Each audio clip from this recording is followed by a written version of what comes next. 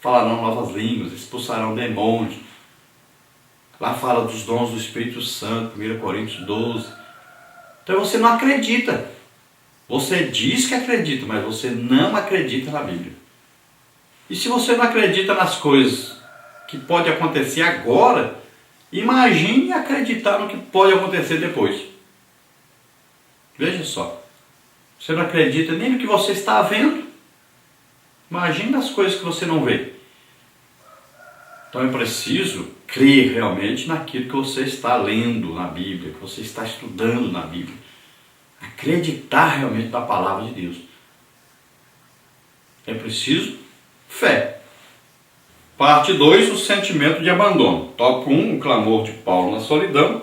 Tópico 2, a serenidade dos últimos dias. Tópico 3, preocupações finais com o discípulo. Tópico 1, então, o clamor de Paulo na solidão. No início da segunda carta, Paulo já havia demonstrado que sentia muito a falta de Timóteo, desejando muito ver-te. No final da epístola, vemos a súplica de Paulo ao seu filho na fé. Procura vir ter comigo depressa. 4:9. Ele também revela o porquê de sua pressa em rever seu filho na fé. Vejamos. Então nós vemos aí que Paulo tinha uma grande necessidade de ter Timóteo, seu filho amado, junto dele no final da sua vida. Era a sua despedida.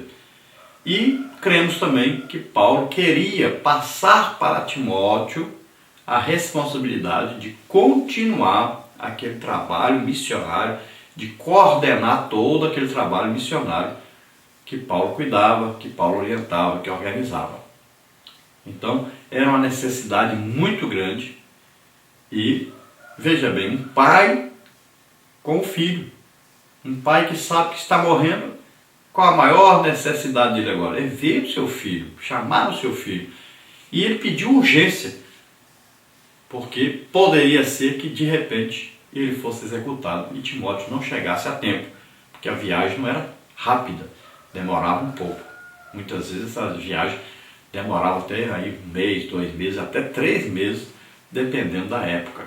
Se Timóteo deixasse para viajar no inverno, pronto, a viagem demoraria muito, talvez nem pegasse mais Paulo vivo, além de Paulo passar um grande frio, porque a capa não estaria com ele também.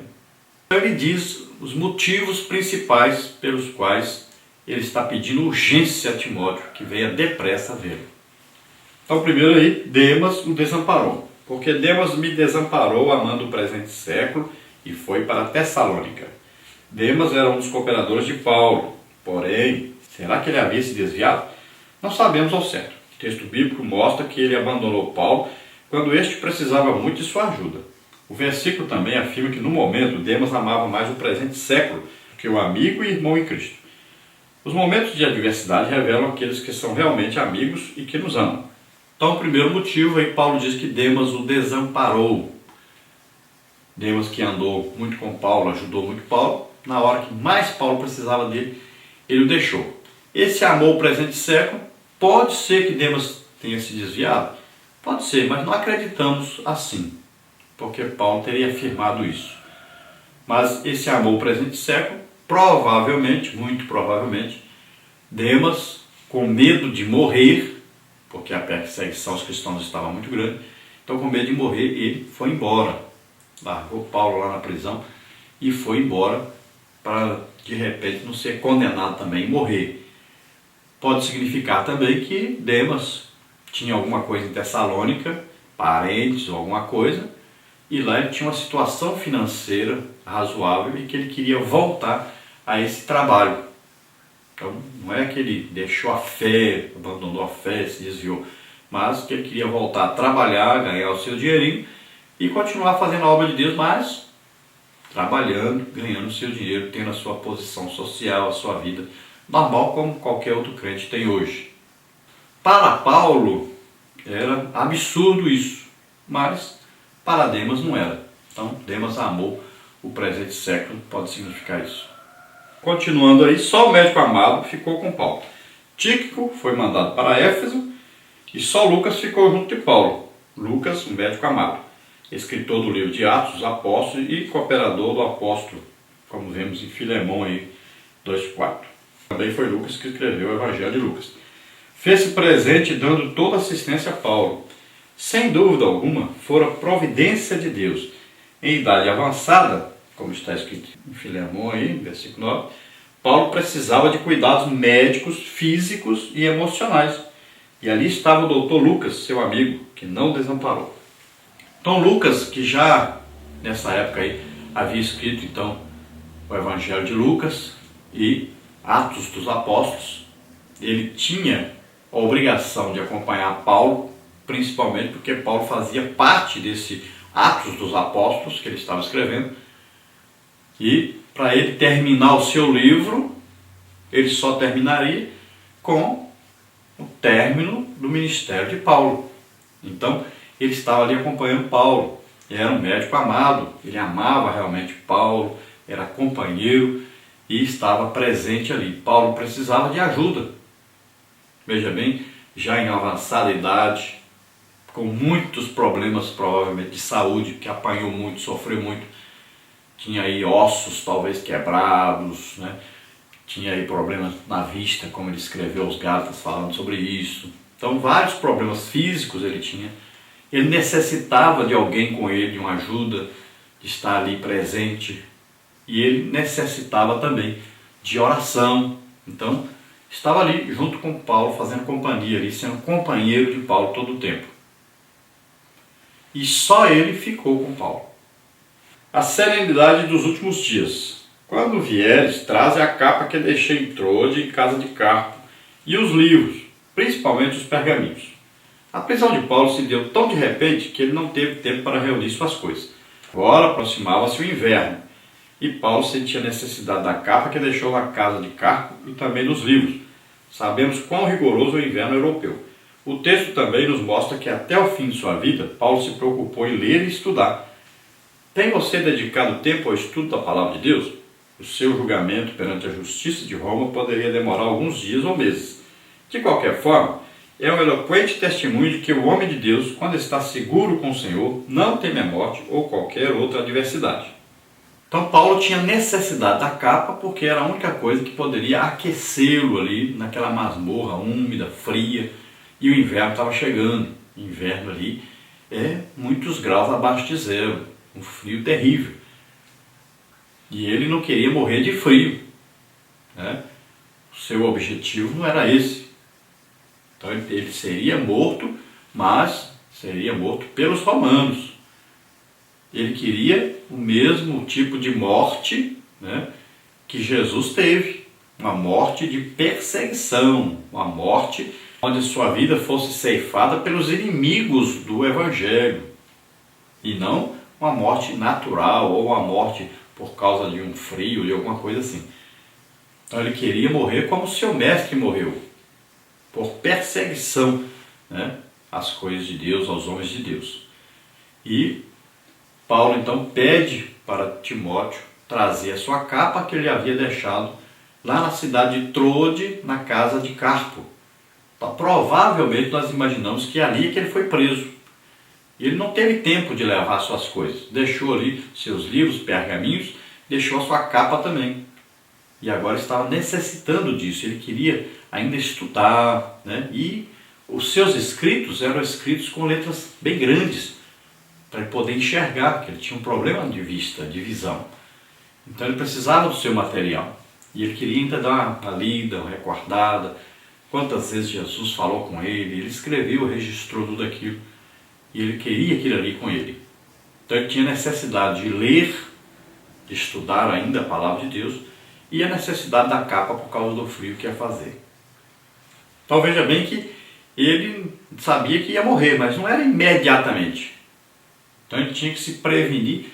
Talvez o julgamento fosse aí demorar ainda 1 mês, 2 meses, 3 meses. O seu último julgamento, a sua última sentença deveria às vezes demorar, ninguém sabia. Então tinha aí o primeiro julgamento, tinha o segundo julgamento para poder fazer as decisões. Então ele escapou do primeiro, mas poderia não escapar do segundo. Tópico 3, preocupações finais com o discípulo. Paulo alerta Timóteo a respeito de Alexandre Gratueiro, que foi inimigo do apóstolo. Tu guarda-te dele. Segundo a Bíblia de aplicação pessoal, Alexandre pode ter sido uma testemunha contra Paulo em seu julgamento.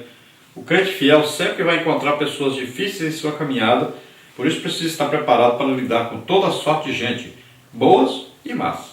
Então Paulo previne Timóteo, cuidado com Alexandre Latueiro. Muito provavelmente Alexandre Latueiro morava ali na região e poderia ser uma pessoa que entregou Paulo, que delatou Paulo às autoridades romanas. E Paulo foi preso por isso. Muito provavelmente esse Alexandre Latueiro pode até ter comparecido perante os juízes no julgamento de Paulo e acusado Paulo. Naquela região ali, Paulo evangelizou, né?